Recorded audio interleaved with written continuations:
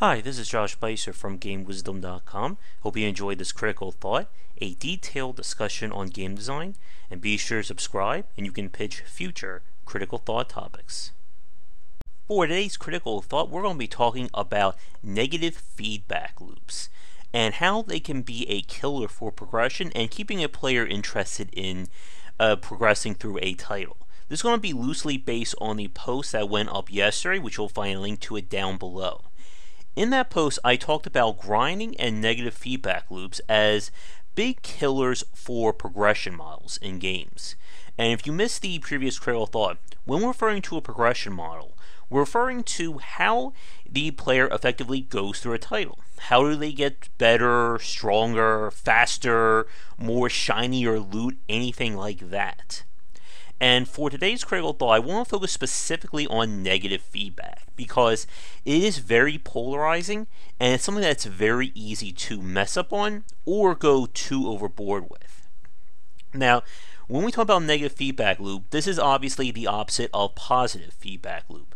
Positive, of course, being you do something, you get better, which lets you do more, and so on and so forth.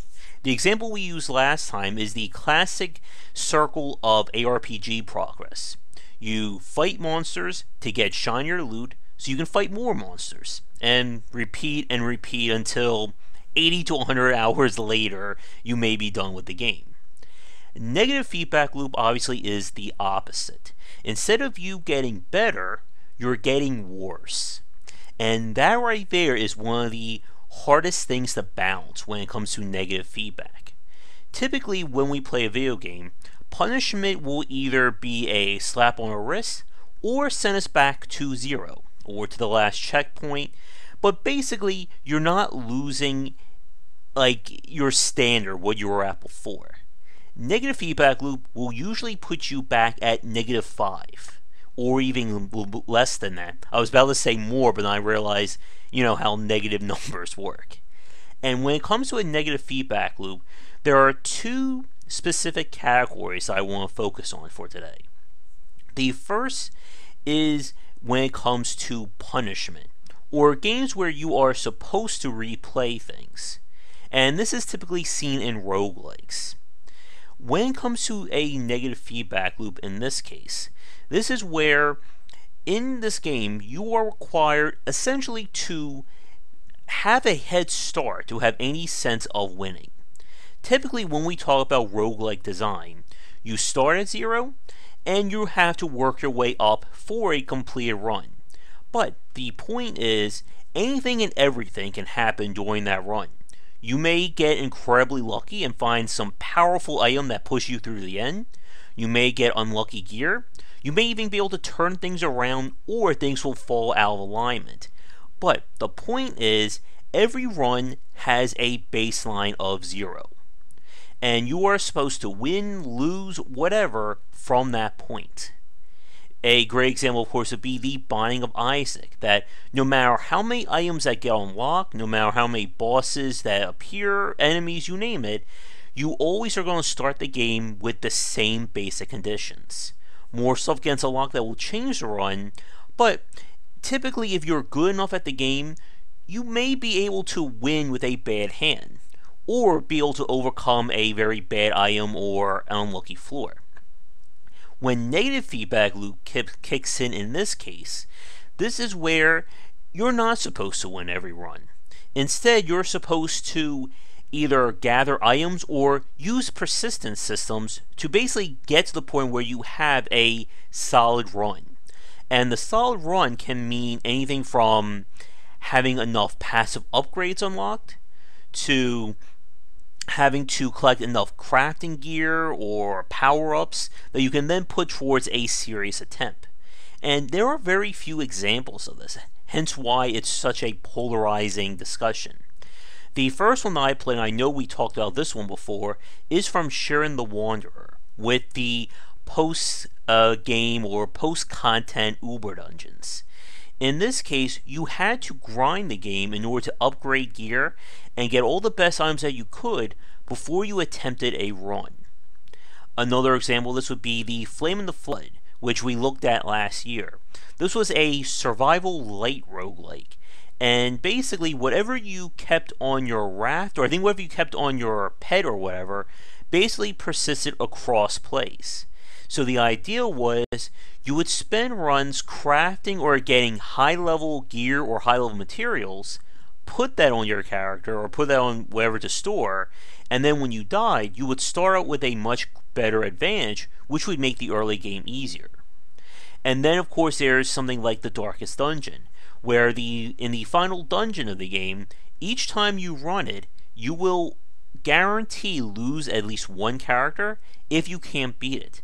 And you're basically required to take fully level characters in to have any chance. Now, where the negative feedback loop comes in this case is when you lose, you don't go back to zero, as in you can't just immediately start what you were going to do.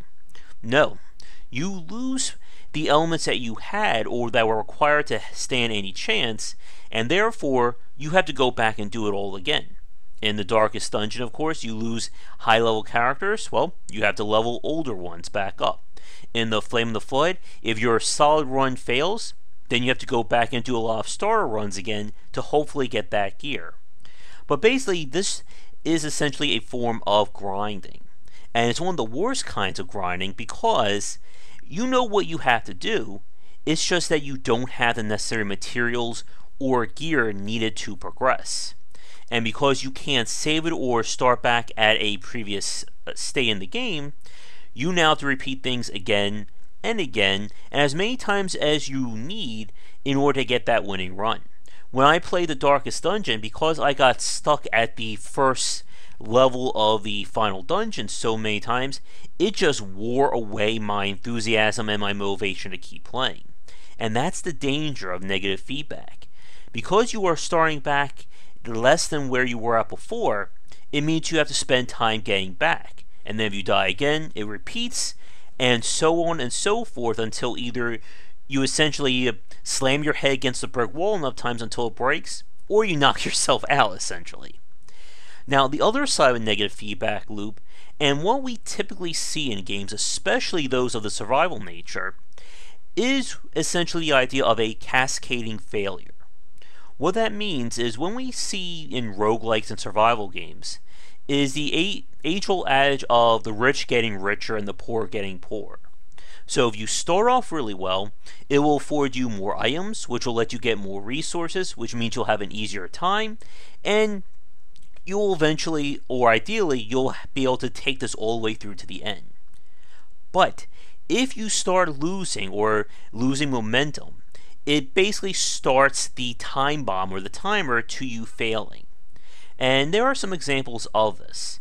In Renowned Explorers, for instance, a really strong start or a really weak beginning can basically infer on your entire playthrough. Because progress is built on the resources that you get, if you don't finish each island or each expedition at its best or most lucrative, it's going to put you further and further behind. But like we just said, if you do really well, then that can give you more bonuses on the next expedition, making that one easier, letting you get more. Another example would be one of my favorite cases and points, Tharsis, and I know we have talked about this one in the past. Tharsis was a survival-based game built on board game mechanics and dice rolling. And what happened was, each round of play, you get hit with random events that you have to deal with. If you don't deal with them, they will cause a punishment at the start of the next round. And then more events will happen, and you repeat until you get to the end, or you fail.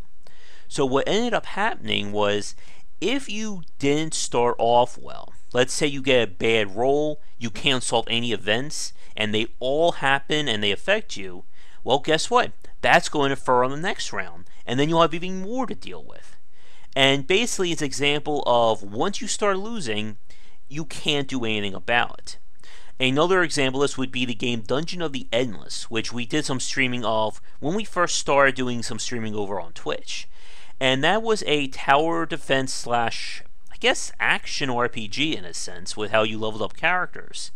And what happened was, in order to have any sense of winning on normal, which this is one of those games where normal is hard and easy is normal kind of thing, you needed to get the best gear for your characters, you need to upgrade them enough to get their best perks and best stats, and you need to get lucky to get leveled up blueprints so you can build upgraded towers to stand a chance.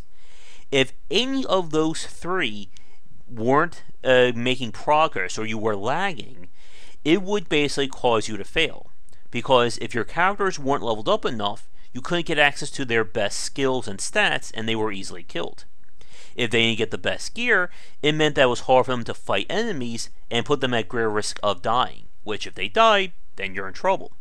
And then of course if you didn't upgrade your towers enough, then they would fall behind and they couldn't really do anything. And then of course enemies will stampede, you'll fight more, your characters will die, and then you lose. But the point is, once you start losing, it's very hard for you to stop or turn things around. And this is why negative feedback loops are so polarizing when it comes to game development. Because these are essentially mechanics that are designed to make you lose. And in many cases, make you lose without giving you a chance to get around it. When we talked about earlier in today's talk about the Binding of Isaac, that's a good example of a game that offers you ways to get around things. A bad item could be circumvented by getting lucky in a devil room, or a treasure room, or simply just being good enough that you can get by with weaker items and weaker upgrades. And that's kind of the solution, or a partial solution to negative feedback. That you have to give the player some means to compensate. If they start losing and there's nothing they can do about it, then what's the point of continuing to play? And like I said, it's not even a matter of you playing just to see how things go. It's a case where you're losing and you're just going to keep losing more and more and more, and then there's nothing you can do about it. Now, one thing that Renowned Explorers did that was very interesting was, as it got developed more and they added more expeditions, they gave you the option to not even do the final battle with Rivalu, which that fight basically requires you to have fully leveled up or as fully powered up characters as you can in order to stand a chance. So by adding in the second expedition, which was more lax, it basically gave players a chance to win without having to do the extra hard battle. And then of course there's the option of just winning through victory points. That is just completely circumventing the final battle or the need for resources and upgrades. So that would be a good example of a way of getting around it. But we're going to wrap things up here. And for those of you watching, here's my big question for you. What do you think about negative feedback in video games? Either, as we talked about earlier, with basically the player starting off worse than they were before, or in the form of once you start losing, you can't stop losing. Let me know what you think, and are there any games that you've played that managed to work despite having negative feedback like this? And with that point, one last thing I just thought of. For those of you who played it, what did you think of Punch Club? This was the fighting strategy / simulator game from Tiny Build, and it was met with a lot of criticism towards its stat decay, where every day that goes by, your stats will degrade, and this becomes more and more pronounced the further you played. I hate those kinds of systems and what drove me away from the game when I first played it. But again, for those of you watching this, what did you think of that kind of system? But with that said, we're going to wrap things up here. Thank you so much for watching. If you're new and you enjoyed the video, be sure to like and subscribe to the channel. Check back daily for more design discussions here and on Game Wisdom, where we examine the art and science of games. And if you have a future suggestion for a critical thought, industry insight, or a dissecting design piece, definitely let me know in the comments. But until next time, have a great day. Thank you so much for watching this video. If you enjoy it, be sure to like and subscribe to the channel, and of course share with your friends. It always helps out. For daily posts on all manner of game design and industry topics, check out game-wisdom.com. To support the site and everything that I do, be sure to check out the Patreon campaign. If we can hit goals, it will mean more content for everyone to enjoy, and I'll be able to support myself and my household. If you want to follow me, you can find me on Twitter at GWBycer for updates throughout the day and random thoughts from me. And lastly, you can find me on Twitch right over there at GWBycer for daily streams most nights around 10 Eastern. Thanks again for watching the video, and be sure to check out more great content coming to the Game Wisdom channel real soon.